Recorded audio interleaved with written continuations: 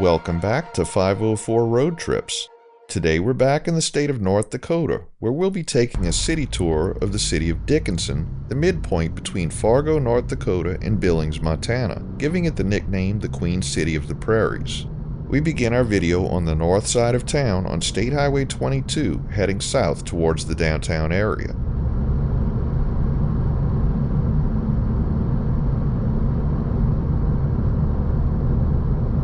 To the right is the Prairie Hills Mall, currently anchored by Dunham Sports, a Cashwise Foods, and a movie theater.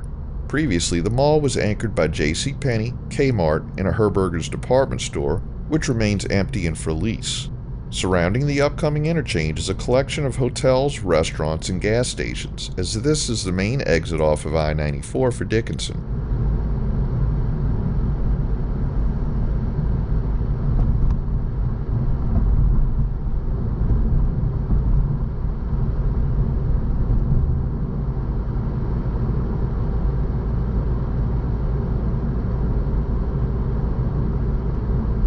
We cross I-94 here, where you can head west many miles to eventually reach Billings, Montana, or east about 100 miles to Bismarck, the capital of North Dakota. Dickinson was founded in 1881, originally called Pleasant Valley Siding, and later named for its founder, Wells S. Dickinson, a native of Malone, New York. In the 20-teens, the North Dakota oil boom caused Dickinson to become one of the fastest growing cities in the United States, with some estimates putting the population at 35,000 in 2015, up from around 17,000 at the 2010 census. The end of the oil boom resulted in many of the transient oil field workers to leave town for greener pastures, but the 2020 census population was 25,679, a net increase of 44% over the 2010 census. Dickinson is served by the Theodore Roosevelt Regional Airport, with United Express providing commercial service to Denver. Prior to 2016, Delta Connection had daily flights to Minneapolis, but those have been discontinued. FedEx Express has daily cargo flights between Dickinson and Fargo, North Dakota, and Jefferson Lines offers regional bus service throughout the Midwest, stopping at the Paragon Lanes Bowling Alley daily on the I-94 business loop. Burlington Northern Santa Fe Railway, formerly Northern Pacific, provides freight service to Dickinson, with passenger rail discontinued in the late 1970s.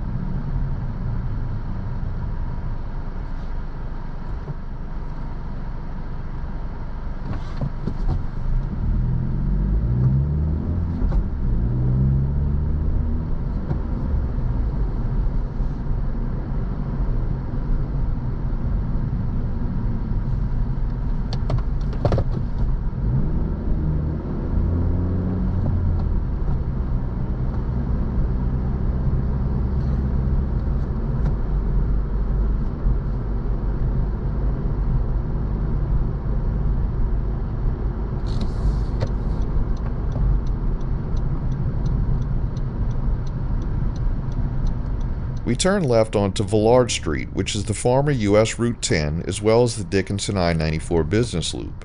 Dickinson was platted as a T-town, as many railroad towns are, where the two main streets form a T at the train depot. Villard is the main east-west street, and Sims is the main north-south street.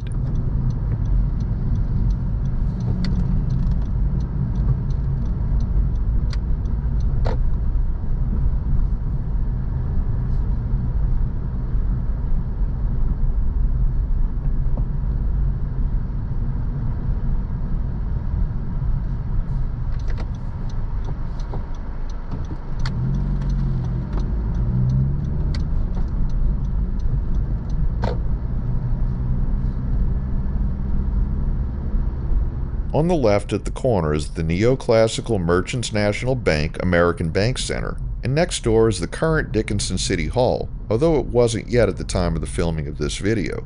We'll see the old City Hall a little later in the video. At the corner of First Street and Sims on the left is the Dickinson Post Office, completed in 1918.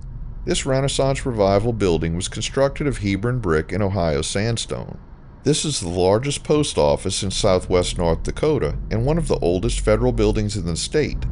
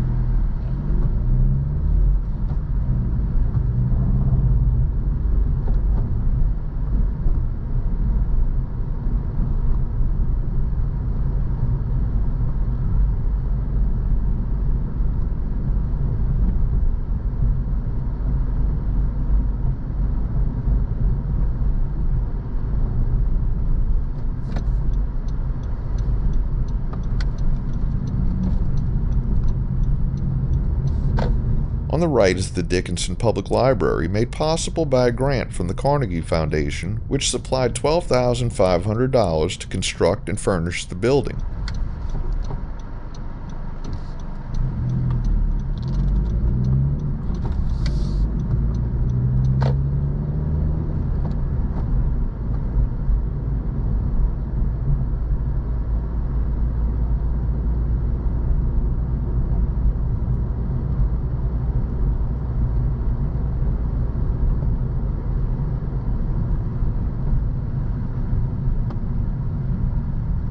On the left is the Stark County Courthouse at 51 3rd Street East.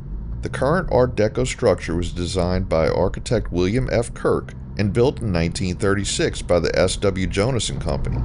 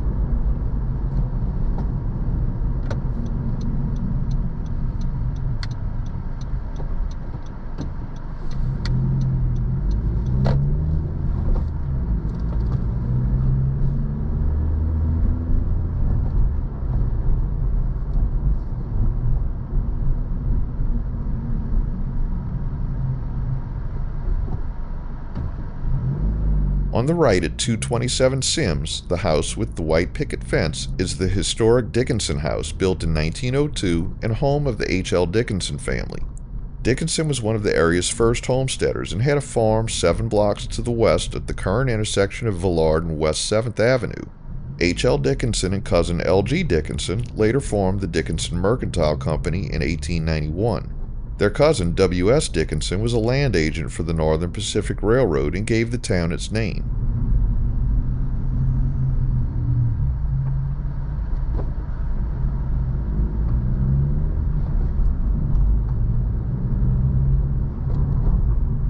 Directly ahead at the corner of Sims and Villard is the former Northern Pacific Railroad depot built in 1908. The depot closed to the public when passenger service ended in 1979, but the building is still in use by BNSF Railway today.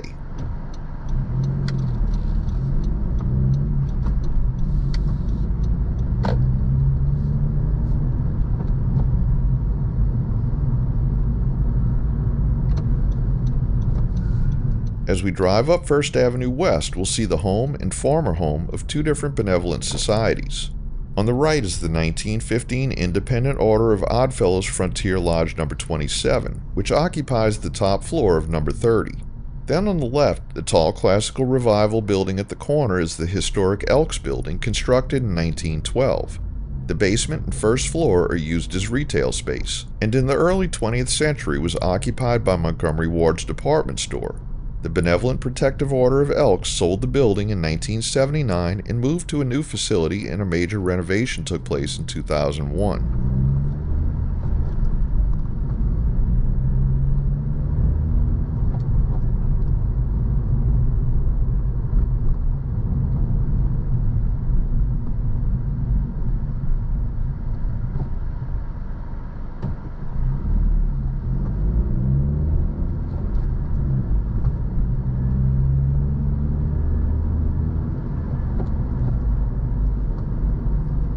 At the corner of First Avenue West and 4th Street West, the Little Red House was Dickinson's schoolhouse from 1885 to 1891.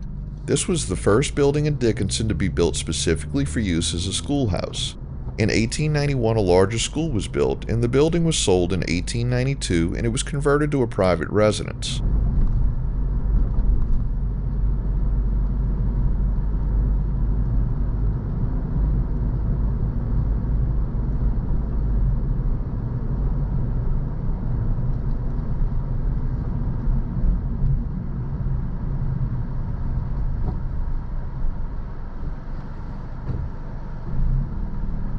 On 4th Street West, we pass between Berg Elementary School on the left and the former A.L. Hagen Junior High on the right, which now houses the Southwest Community High School and the Adult Learning Center.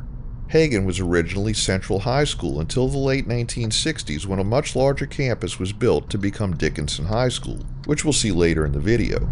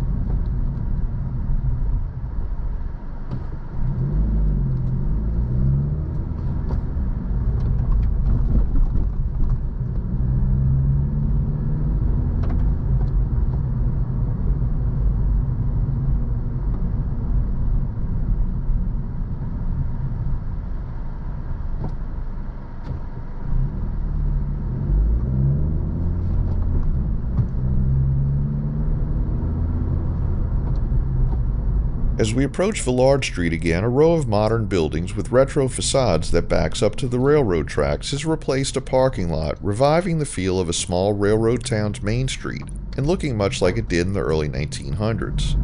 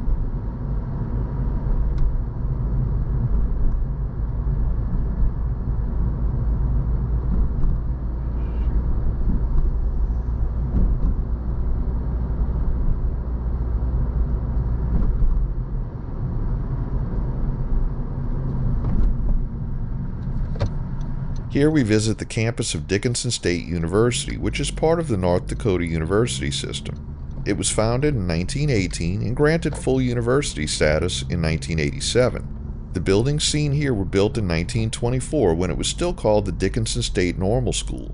Dickinson State offers bachelor's degrees in more than 75 fields of study through 10 academic departments.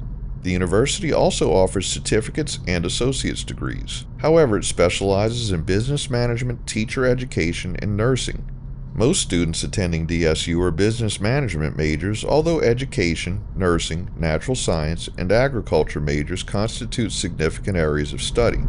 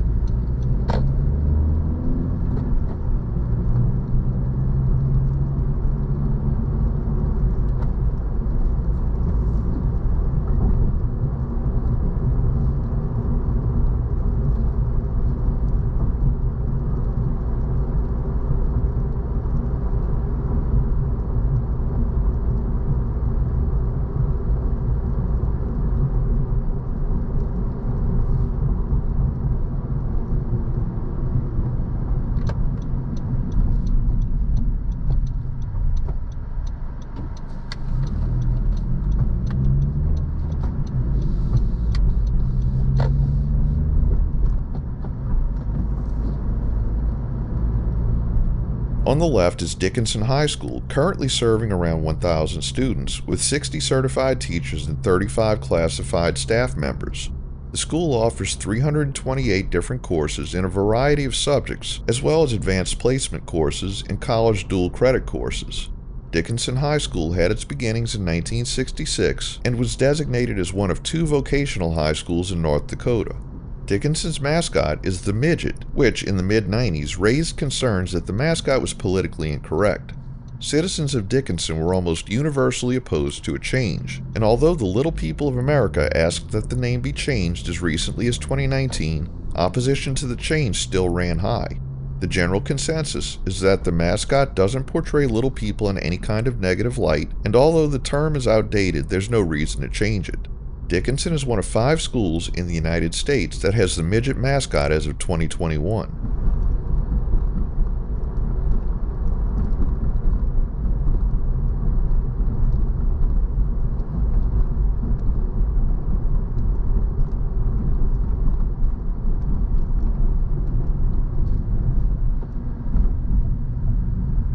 Now we're approaching the western edge of town, and this relatively new area contains the West River Community Center on the left, a 135,000 square foot facility managed by Dickinson Parks and Recreation. The facility includes fitness areas, a golf simulator, 4 basketball courts, 4 volleyball courts, a multi-purpose athletic court, an indoor playground featuring tunnels, slides, and a maze, indoor pools with water slides, a lazy river, and a lap pool, an indoor walk-jog track, outdoor pools featuring water slides, a lazy river, and a baby pool, racquetball courts, a rock climbing wall, tanning beds, and tennis courts. Then on the left is St. Alexius Hospital, which replaced the old St. Joseph Hospital north of the downtown area.